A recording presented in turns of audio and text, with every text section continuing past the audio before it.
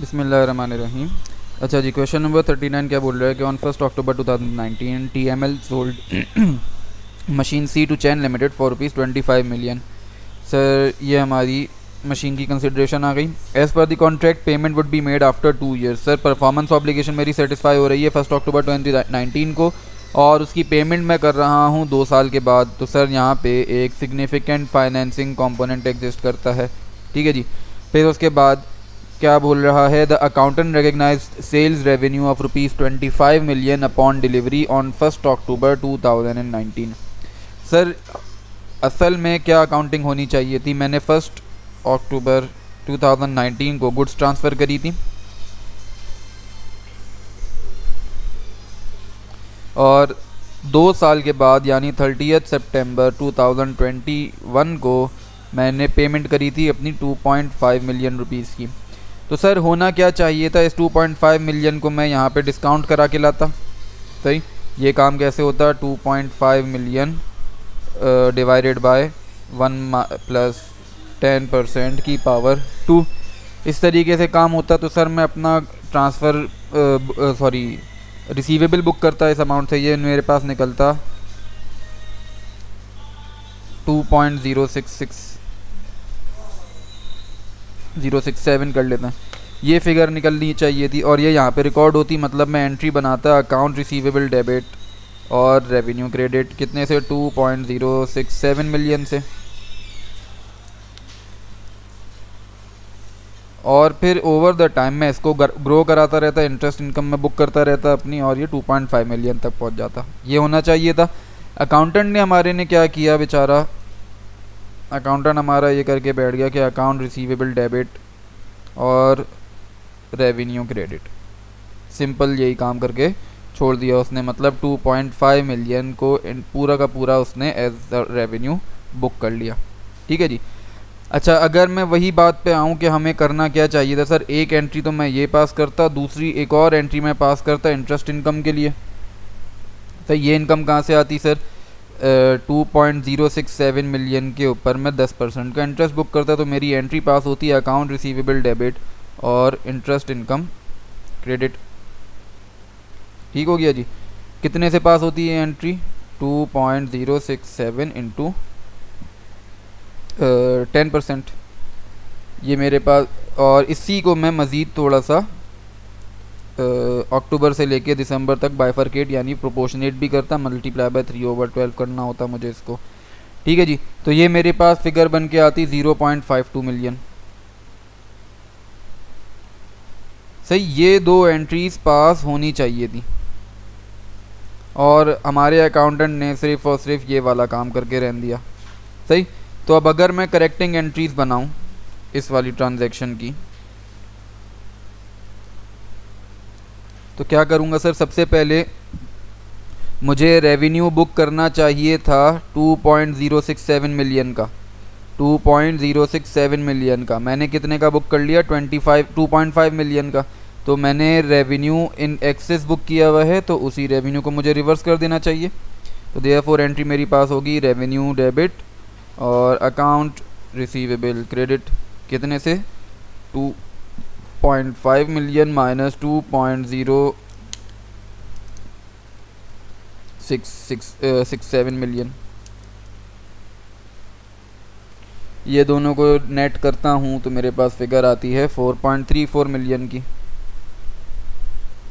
सही, पहली चीज़ तो मुझे ये करनी चाहिए। फिर उसके अलावा और सर ये वाला काम हमारे अकाउंटेंट ने इन इट्स एंटायरली बुक नहीं किया, ये काम वो भूल ही गया, किया ही नहीं इसका।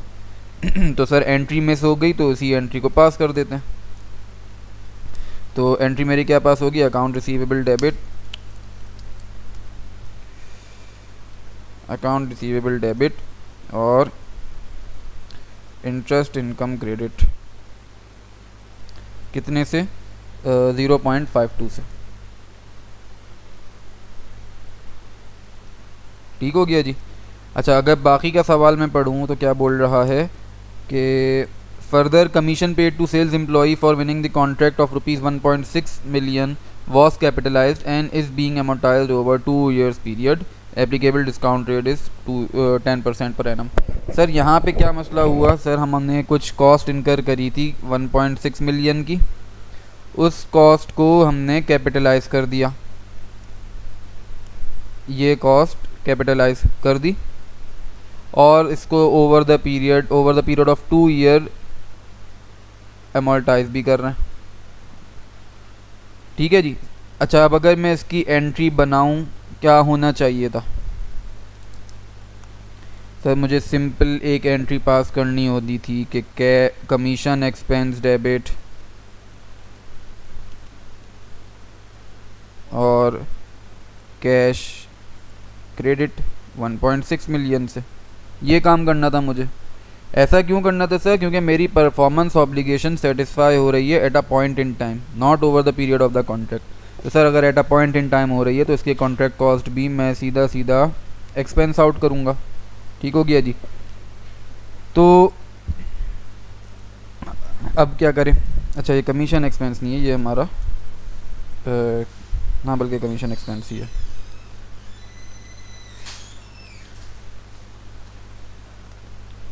अच्छा सर, हमारे अकाउंटेंट ने क्या काम किया? हमारा जो अकाउंटेंट था उसने ये काम किया कि कॉन्ट्रैक्ट कॉस्ट को डेबिट कर दिया। सही, कॉन्ट्रैक्ट कॉस्ट कैपिटलाइज करी कितने से? 1.6 मिलियन से, कैश क्रेडिट 1.6 मिलियन से, और over the useful life of the contract, over the life of the contract इसको अमोर्टाइज करने लग गया। तो अमोर्टाइजेशन एक्सपेंस डेबिट करके contract cost credit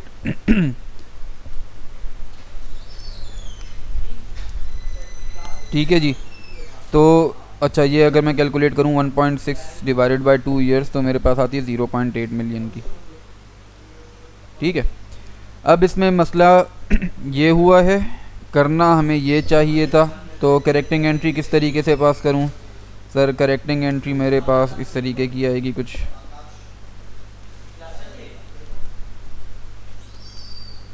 correcting entry के लिए क्या करूं मैं कि सबसे पहली चीज़, कॉन्ट्रैक्ट कॉस्ट मेरी कैपिटलाइज नहीं होनी चाहिए थी, तो कॉन्ट्रैक्ट कॉस्ट को निकाल देते हैं।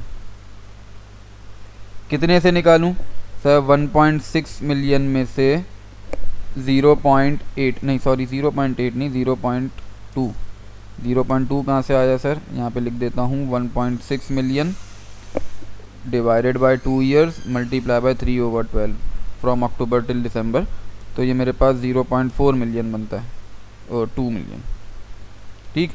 अच्छा, अगर मैं वापस जाऊँ अपने कॉन्ट्रैक्ट कॉस्ट के पास तो मेरी कॉन्ट्रैक्ट कॉस्ट अभी कितने की रह गई है? टोटल 1.6 की थी, 0.2 उसमें से मैंने अमोर्टाइज़ किया है, तो 1.4 की कॉन्ट्रैक्ट कॉस्ट मुझे रिवर्स करनी चाहिए। ठीक हो गया। दूसरी चीज़ सर, ये अमोर्टाइजेशन एक्सपेंस जो है ये मुझे बुक नहीं करना चाहिए था, बुक कर लिया है। क्या करूं? इसको बुक से निकाल दूं, 0.2 मिलियन, और सिंपली एक कमीशन एक्सपेंस बुक कर लिया मैंने, कितने का? 1.6 मिलियन का। यहाँ पे आके सर ये सवाल छोटा सा हमारा ख़त्म हुआ। आगे बढ़ते हैं।